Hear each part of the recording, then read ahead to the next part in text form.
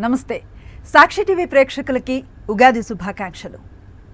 టాలీవుడ్లో చాలా క్యూటెస్ట్ కపుల్స్గా పేరు పొందిన వాళ్లలో శివబాలాజీ, మధుమితలు ఒకరు. సినిమాలు, యూట్యూబ్ ఛానల్, అలాగే సోషల్ అవేర్నెస్ కార్యక్రమాల్లో నిత్యం బిజీగా ఉండే ఈ జంట ఈ మధ్య గోదారి సోగ్గాడు అనే పాటలో జానపద పాటలో కనిపించారు. చక్కగా ప్రేక్షకుల్ని మురిపించారు. ఆ పాట ప్రస్తుతం యూట్యూబ్లో వైరల్గా మారింది. దాంతోపాటు తెలుగువారి తొలి పండుగ అయిన ఈ పండుగని వారి కుటుంబంతో ఎలా జరుపుకుంటారు, ఆ సినిమా సెలబ్రిటీలు కదా, వాళ్ళ ఇంట్లో వాతావరణం ఎలా ఉంటుంది, ఆ విషయాలన్నీ వాళ్ళ మాటల్లో తెలుసుకునే ప్రయత్నం చేద్దాం. హాయ్ బోత్ ఆఫ్ యూ, ఇద్దరికి కూడా ఉగాది శుభాకాంక్షలు.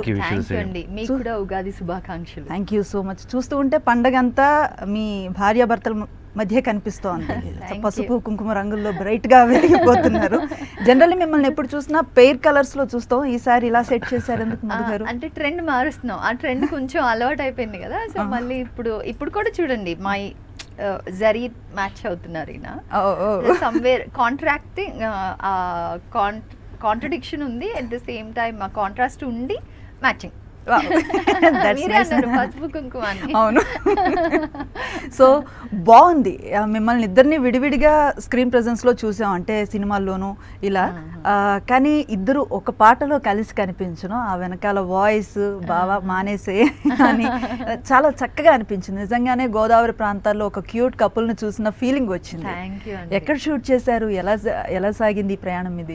ఇది షూట్ మొత్తం భీమవరంలో జరిగిందండి అది. అండ్ యాక్చువల్గా ఇది ఈ విష్ణు మంచు వాళ్ళ ప్రొడక్షన్ అది. ఓకే. ఏవా మ్యూజిక్ అనేది. ఓకే. అది యూట్యూబ్లో ఒక మ్యూజిక్ ఛానల్, ఒక మేబీ లైక్ ఏమంటారు షార్ట్ మూవీస్ కానీ లేకపోతే వెబ్ సిరీస్ కానీ అది ఒక వింగ్ స్టార్ట్ చేయాలని తను ముందు నుంచి కోరిక. సో నాకు ఒక పాస్ట్ 6 monthsగా నాకు అప్పుడప్పుడు చెప్తూనే ఉంటాడు, ఇది ఎలానా రన్ చేయాలి. సో దాన్ని నేనే టేక్ ఓవర్ చేసుకున్నాను. సరే చూద్దాంలే అని. ఓకే. బట్ యాక్చువల్ ప్లాన్ అయితే కొత్త వాళ్ళని పెట్టుకొని చేయాలనుకున్నాం. సో టీం వచ్చేసి అది జరుగుతుండగానే సాంగ్ బాగుంది, మీరు చేస్తే కొంచెం కిక్ స్టార్ట్ ఉంటుంది అడుగుతుండారు. సరే ఫస్ట్ రెడీ చేయండి, తర్వాత చూద్దామన్నా నేను. తర్వాత రెడీ అయిన తర్వాత నాకు సాంగ్ బాగా నచ్చింది, ఒక ఐడియా వచ్చింది, సరే చేయొచ్చు అని చెప్పి సరే చేస్తాను. తర్వాత 2-3 రోజుల తర్వాత మేడం కూడా చేస్తే బాగుంటుంది అని చెప్పి, సో మేడం అయితే మీరే అడగండి, నేను అడగను ఉన్నాను. ఓకే. సో అక్కడ నరేట్ చేయడం జరిగింది. ఆ నరేషన్ కూడా నేను చెప్పాను, నేను ఒట్టి నరేట్ చేయండి, ఫస్ట్ చెప్పేవద్దు మీరు చేస్తున్నారని చెప్పి స్ట్రక్ అయిపోతారు, ఎందుకంటే ఇప్పుడు ఎప్పుడు అది నువ్వు చెప్తే బెటర్గా ఉంటుందేమో. అది మిమ్మల్ని ఎట్లా అప్రోచ్ చేయారు మీరు? ఎలా? అంటే యూజువల్గా ఇద్దరం సేమ్ ఫీల్డ్ కాబట్టి most of the work related topics కూడా ఇంట్లో డిస్కస్ చేసుకుంటాం. నా వర్క్, నాకు ఏదైనా ప్రాజెక్ట్స్ వచ్చినా, తనకి ఏదైనా ప్రాజెక్ట్స్ వచ్చినా అలా జరుగుతూ ఉంటుంది.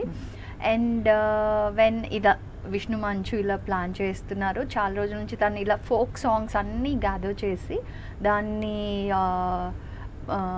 మన హిస్టరీలో గుర్తుండిపోయేలాగా అన్ని సాంగ్స్ని అలా ఇనుమడింప చేయాలి అనేసి ప్లాన్ చేస్తున్నారు అనేది ఉంది. అట్ ద సేమ్ టైం ఈ యంగ్ టాలెంట్ మనం రీల్స్ చూసినా అసలు రీల్స్లోనే అదరగొట్టేస్తున్నారు మన వాళ్ళు. సో వాళ్ళందరూ అంత టాలెంటెడ్ ఉన్నారు, వాళ్ళందరికీ ఒక ప్లాట్ఫామ్ కూడా ఇచ్చినట్టు ఉంటుంది అని ప్లాన్ చేస్తున్నారు. అండ్ విత్ యూట్యూబ్ ఈయనకి కొంచెం ఎక్స్పీరియన్స్ ఉంది కాబట్టి సో ఆ డిస్కషన్లో సరే ఈయన అది లీడ్ చేయడం స్టార్ట్ చేశారు. కాన్సెప్ట్ ఫస్ట్ సాంగ్ అనుకున్నారు, ట్యూన్ సెట్ అయింది, తర్వాత లిరిక్స్ అనుకున్నారు, లిరిక్స్ బాగా సెట్ అయ్యాయి, దాని తర్వాత కాన్సెప్ట్ స్టోరీ ఇలా అనుకున్నారు. అవన్నీ సెట్ అయ్యేటప్పుడు నాకు ప్రోగ్రెస్ చెప్తూ ఉన్నారనమాట, ఇలా అవుతుంది అనేసి. దెన్ ఇలా నన్నే చేయమని అడుగుతున్నారు అంటే దెన్ ఓకే బాగానే ఉంటుంది అనేసి అనుకున్నాను నేను. ఈవెన్ ఫస్టే మనకి కిక్ స్టార్ట్ కావాలంటే it will be very good అని. దెన్ మేము ఒక కాన్సెప్ట్ అనుకున్నాము. నాకు I'm sure about the concept, నువ్వు ఒకసారి విను అన్నారు. అంటే ఎప్పుడైనా తనకి ఏదైనా డౌట్ ఉంది అంటే ఆర్ ఒక సెకండ్ ఒపీనియన్ కావాలి, తనకి ఏదైనా స్టోరీ విన్నా కానీ తనకి నచ్చేసిందంటే ఇమీడియట్ టీమ్తో సెట్ అయిపోతారు. ఎక్కడన్నా కొంచెం డౌట్ ఉంది ఆర్ సెకండ్ ఒపీనియన్ కావాలి అంటే మధు ఒకసారి వింటావంట. ఆర్ రెక్కీ లాంటి సిరీస్ అయితే నా పర్మిషన్ కోసం నన్ను వినమంటారు, బికాస్ కొన్ని సీన్స్ లైక్ దాట్ కదా. సో మధు ఓకే చెప్తేనే చేస్తానని చెప్పారు. సో అట్లాగా దీనిలో అలాగే అనుకున్నాను, జస్ట్ ఒక కాన్సెప్ట్ నాకు ఎక్స్ప్లెయిన్ చేస్తున్నారు అనుకున్నా. దెన్ ఆయన చెప్తూ ఇలా ఓపెనింగ్ షాట్ ఇలా ఉంటుంది, పుంజు పెట్ట ఇలా ఉంటాయి, తర్వాత మీ కాన్వర్జేషన్ జరుగుతూ ఉంటుంది, అదంతా చెప్తూ అదే క్యారెక్టర్స్ రాజు రాధా వీళ్ళు ఇలా ఉంటారు అని చెప్తూ మీరు మార్కెట్కి వెళ్ళి కూరగాయలు తెస్తారు అప్పుడు ఏంటి నేను మార్కెట్కి వెళ్ళి కూరగాయలు తెస్తాను ఏంటి అంటే అప్పుడు ఈయన వెంటనే నిన్ను కాన్సెప్టే కదా చెప్పమన్నా మీరు అని ఎందుకు చెప్పావు దెన్ అలా నన్ను ప్లాన్ చేస్తున్నారు, అందులో నన్ను లాగబోతున్నారని అప్పుడు అర్థమైంది నాకు. నాకు హ్యాపీ చేయడానికి ఒక యాక్టర్గా శివ బాలాజీ గారి పక్కన చేయాలంటే ఇట్స్ అ ప్రివిలేజ్. బట్ ఏంటంటే నేను వైఫ్గా ఎక్కువ ఆలోచిస్తాను. అంటే నేను మమ్మల్ని ఇద్దరిని ఒక పేర్గా చూస్తున్నారు, ఇంటర్వ్యూస్లో చూస్తున్నారు, యూట్యూబ్లో చూస్తున్నారు, ఏదైనా ఈవెంట్కి వెళ్ళినా కలిసే వెళ్తాము. సో మోస్ట్లీ చూస్తున్నారు కదా, ఆన్ స్క్రీన్ వచ్చేటప్పుడు ఇంకెవరన్నా పేరు అయితే ఆ ఫ్రెష్నెస్ ఇస్తుందేమో అన్న థాట్ ఉంటుంది నాకు ఎప్పుడు. సో ఆ థాట్లోనే ఇంతకుముందు ఒకసారి స్నేహమేరా జీవితం అప్పుడు అడిగినప్పుడు నేను చేయలేదన్నమాట. చేయలేదంటే వద్దు అని నా ఒపీనియన్ నాకు ఉండింది, ఎవరైనా చేస్తే ఇంకా ఆ పేరింగ్ ఆ ఫ్రెష్నెస్ బాగుంటుందేమో అని. అప్పటి నుంచి ఇప్పుడు దాకా దాని గురించి నన్ను సతాయిస్తూనే ఉంటాను, నువ్వు చేయలేదని. అందుకని ఇప్పుడు ఇంకా ఓకే సాంగే కదా, ఐ కెన్ రిస్క్ ఇట్ అనేసి people lovers and I thought it will be positive అని ఇంకా ఐ సెడ్ ఎస్. చాలా బాగుంది పాట అంతట్లోనూ నువ్వెప్పుడు ఉండాలి, నువ్వెప్పుడు కావాలని మీరు చెప్పిన ఎమోషనల్ డైలాగ్ చాలా కనెక్టివ్ గా అనిపించింది. అది తన డైలాగ్, అది యాక్చువల్ గా కాన్సెప్ట్ లో లేదు అది. అదే చాలా మంచి ప్లేస్ తీసుకుంది. అంటే అంతవరకు పాటలా చూసిన వాళ్ళు కాస్త ఎమోషనల్లీ కనెక్ట్ అవుతారు. ప్రతి ఆడపిల్ల అలాగే కదా కోరుకుంటుంది. ఎవ్రీ హౌస్ వైఫ్ అంటే ఒక హస్బెండ్ అండ్ వైఫ్ రిలేషన్లో husband also wishes for that, wife also wishes for that. But అది అలా ఇంక్లూడ్ చేయడం అండ్ అది కరెక్ట్గా ఈ కాన్సెప్ట్లో కూర్చుంది. సో దానివల్ల దాన్ని చూసి అదే రెడ్ లారీ ఫిల్మ్ ఫెస్టివల్లో ఈ సాంగ్ లాంచ్ జరిగిందనమాట. సో అక్కడ ఆ సీన్ తర్వాత మనకి సాంగ్కి ముందు ఇట్స్ లైక్ మ్యూజికల్ నరేటివ్ కదా, ఒక నరేషన్ ఉంది కదా, మీరు వెబ్ సిరీస్ చేయండి అని స్టోరీ కూడా వాళ్ళే చెప్పడం స్టార్ట్ చేశారు. మీడియా అండ్ ఆడియన్సెస్ ఆ రోజు చూసిన వాళ్ళు, it felt very positive. So మీరు అనవసరంగా వదిలేస్తారు, కానీ మీరు ఆ రోజే డెసిషన్ తీసుకుని ఉంటే ఆల్మోస్ట్ కొంత ముందుకు వెళ్ళిపోయేవాళ్ళు ఈ జర్నీలో. వాట్ ఎవర్, కాస్త ఆలస్యమైనా ఇది ఒక మంచి స్టార్ట్ అనుకోవచ్చు. మీ పేరు బాగుంటుంది కాబట్టి చూడడానికి కూడా ప్రేక్షకులు ఏమీ బోర్ ఫీల్ అవ్వరు. సో వి విష్ మీరు ఇంకొన్ని కాన్సెప్ట్లతో రావాలి, వీలైతే ఒక సినిమాలో కూడా కలిసి కనిపించాలి. చలో మనం పండగ దగ్గరకు వచ్చేద్దాం. అయితే ఉగాది అనేది మన తెలుగు వాళ్ళందరికీ కూడా చాలా పెద్ద ఫెస్టివల్. ఇదే మన తొలి పండుగ కూడా చూస్తాము. సో మీ వరకు మీ పర్సనల్ లైఫ్లో ఇంట్లో ఎలా చేసుకుంటారంటే, జనరల్గా చూసే ఆడియన్స్కి సెలబ్రిటీలు అంటే ఓ పాష్ లైఫ్ కైండ్ ఆఫ్ ఇది ఉంటుంది, పేజ్ 3 ఇమాజినేషన్ ఉంటుంది. సో మీరేం చెప్తారు అంటే పండగ విషయంలో మీరు ఎలా? మా ఇంట్లో స్పెషల్లీ ప్రతిదీ మేము చిన్నప్పటి నుంచి ఎప్పుడు ఎలా పెరిగామో అలాగే ఫాలో అవుతాం. దానిలో సెలబ్రిటీలు అయిన తర్వాత అన్నమే కదా తింటాం అందరం. So nothing changes, it's only మన చూసే వాళ్ళ దృష్టి మారుతుంది తప్పితే నాకు తెలిసి సెలబ్రిటీ అంటే అది ఒక సపరేట్ ఎక్కడి నుంచో పుట్టిన వాళ్ళు కాదు, ఎక్కడి నుంచో వచ్చిన వాళ్ళు కాదు, మనలోనే ఉండేవాళ్ళే కదా. అదే మనం చూసే దృష్టి మారుతుంది అంతే. సో మేమైతే ఉగాది పచ్చడి చేస్తాను నేను.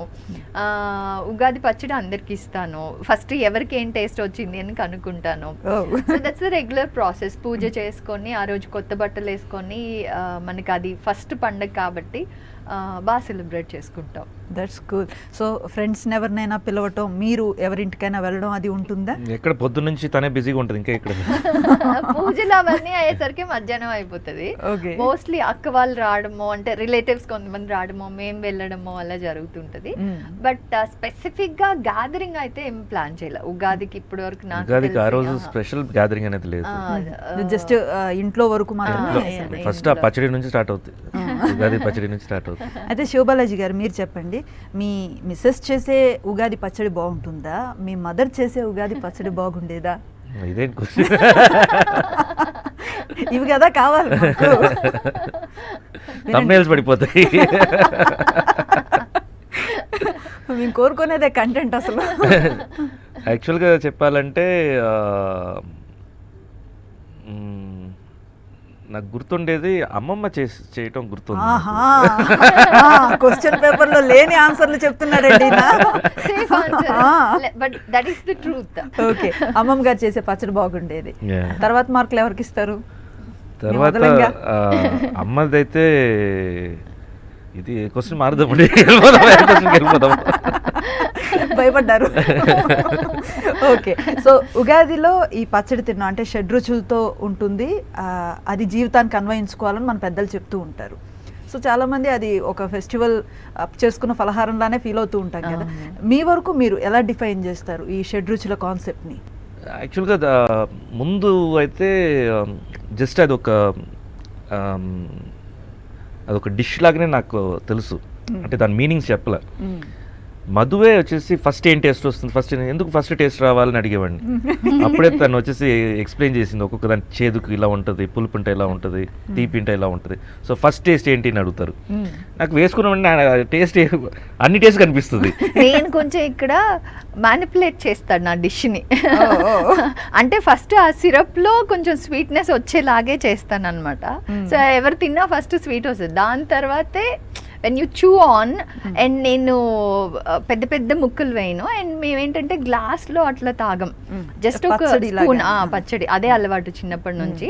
సో ఆ స్పూన్లోనే చాలా ఫైన్గా, ఈవెన్ వేప పూత కూడా మనకి వచ్చినా అది మనల్ని అన్ప్లెజెంట్గా ఫీల్ చేయనీయకుండా చాలా చిన్న చిన్న ముక్కలు చేసి వేస్తా అనమాట. చాలా జాగ్రత్తలు తీసుకుంటారు. సో అందుకని మోస్ట్లీ స్వీట్ వస్తుంది. దాని తర్వాత ఇంకా పులుపు, మామిడికాయ అవన్నీ ఉంటాయి కదా, పులుపు వగరు అన్ని ఫాలోస్.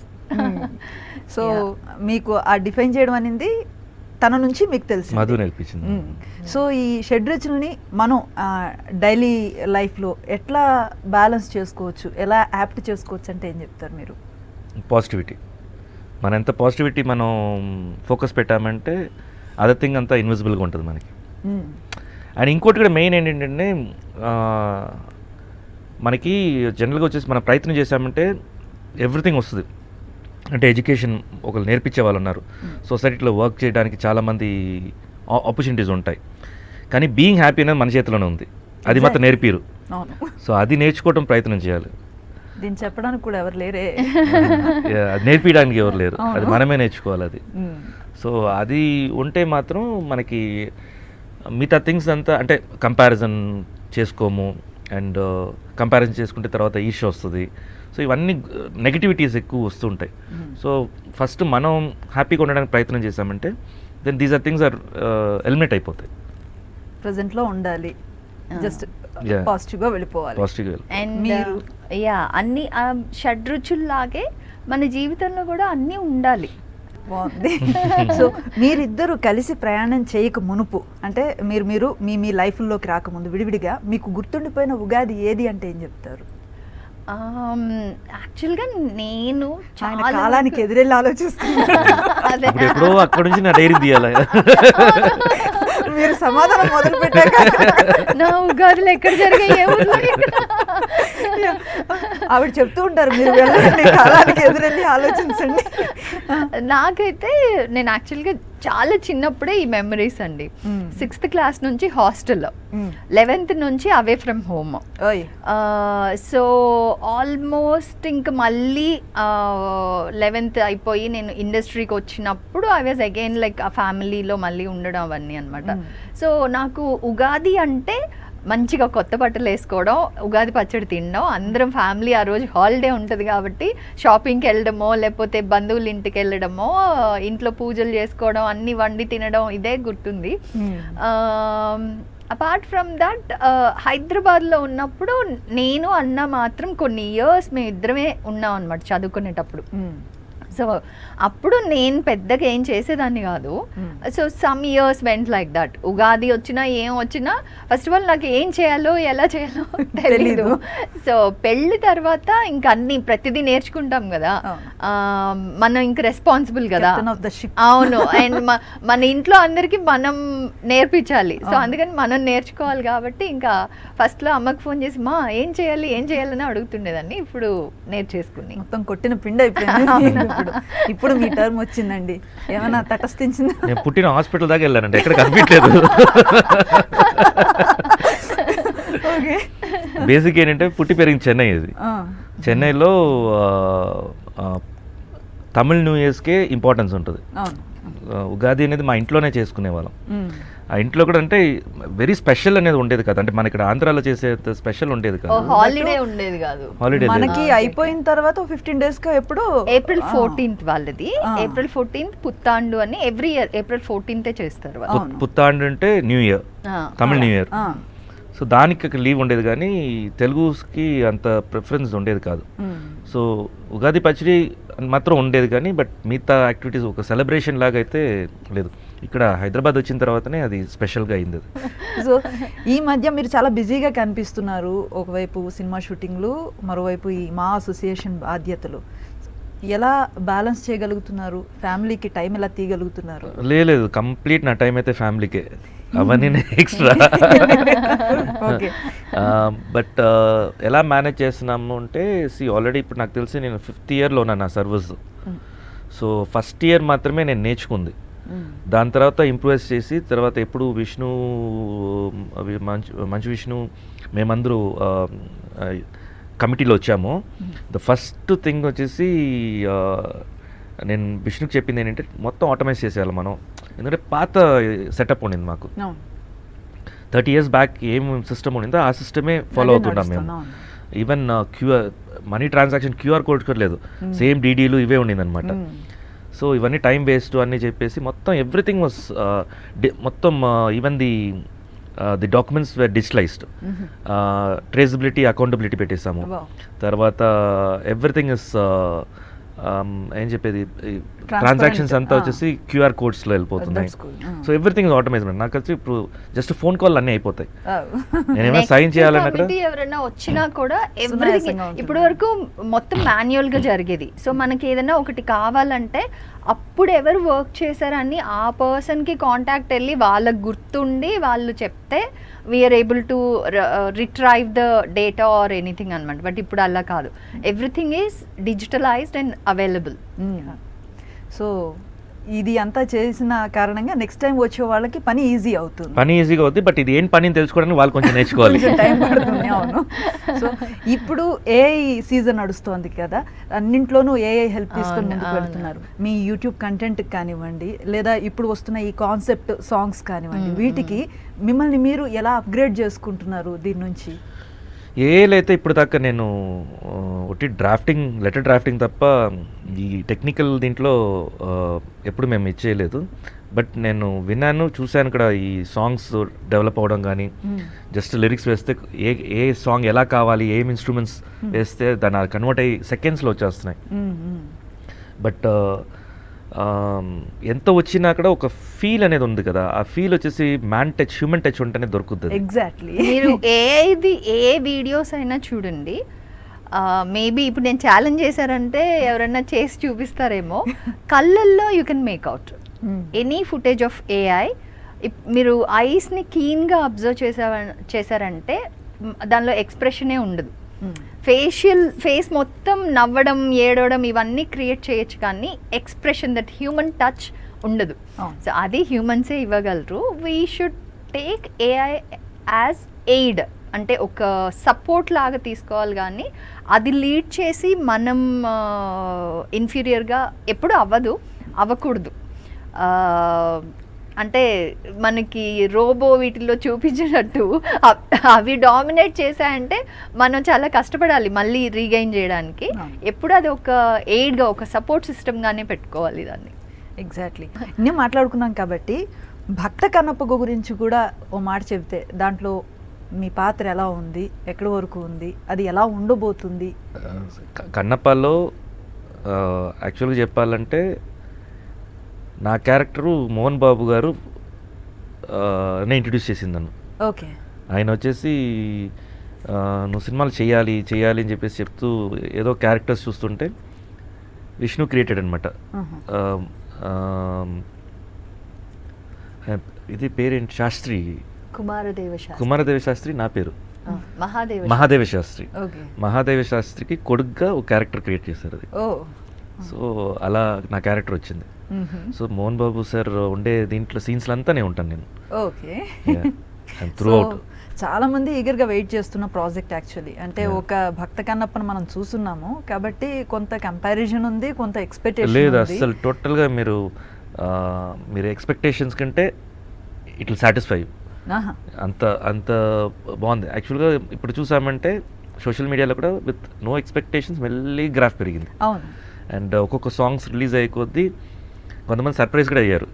ఓహో, ఎక్స్పెక్ట్ చేయని వాళ్ళు సర్ప్రైజ్ అయ్యారు, ఇంత మంచి సాంగ్ ఇచ్చారా మాకు అని. సో డెఫినెట్గా మూవీ అయితే నాకు 100% హోప్ ఉంది, డెఫినెట్లీ రీచ్ అవుతుంది. సో ఈ ఉగాది నుంచి నెక్స్ట్ ఉగాది వరకు ఏమైనా ప్లానింగ్స్ ఉన్నాయా మీ ఊరికి? ఏదైనా అచీవ్ చేయాలని కానీ ఏదైనా ఒక పిల్లలదే ప్లానింగ్ ఇప్పుడు. Right know the biggest task is పిల్లలు. సో కుటుంబపరమైన విషయాలకి తప్పితే నెక్స్ట్ ఇయర్ ప్రయారిటీస్ మిగతా వాటికి పెద్దగా ఏం ఫ్లో. మిగతా ఫ్లోలోనండి, మరీ ప్లానింగ్ అలాంతా ఏం లేదు. అది విచ్ ఎవర్ కమ్స్, బట్ ఏమొచ్చినా ది బెస్ట్ అయితే ఇవ్వగలుగుతాం. అది క్లారిటీ ఉంది.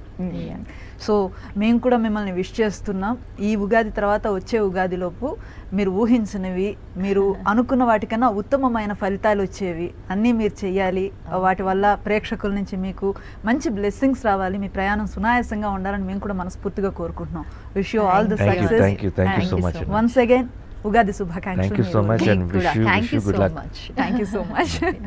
సో విన్నారు కదండి, మధుమిత శివబాలాజీ గారు చెప్పినటువంటి ఇంట్రెస్టింగ్ విషయాలు. వాళ్ళ పర్సనల్ లైఫ్ అలాగే ప్రొఫెషనల్ లైఫ్, ఈ షడ్రుచుల్ని ఎలా బ్యాలెన్స్ చేసుకొని మన జీవితానికి అన్వయించుకొని ముందుకు వెళ్ళాలంటే చాలా ఇంట్రెస్టింగ్గా ఉన్నాయి కదా. కొన్ని అప్లై చేసి చూడండి, మీకు కూడా మంచి చేంజ్ కనిపిస్తుంది. హోప్ మీ అందరికి కూడా ఈ ఉగాది చాలా మంచి పండుగ అవ్వాలి, ఈ ఇయర్ మీకు చక్కగా కలిసి రావాలని కోరుకుంటూ ప్రేక్షకులందరికీ మరొకసారి ఉగాది శుభాకాంక్షలు.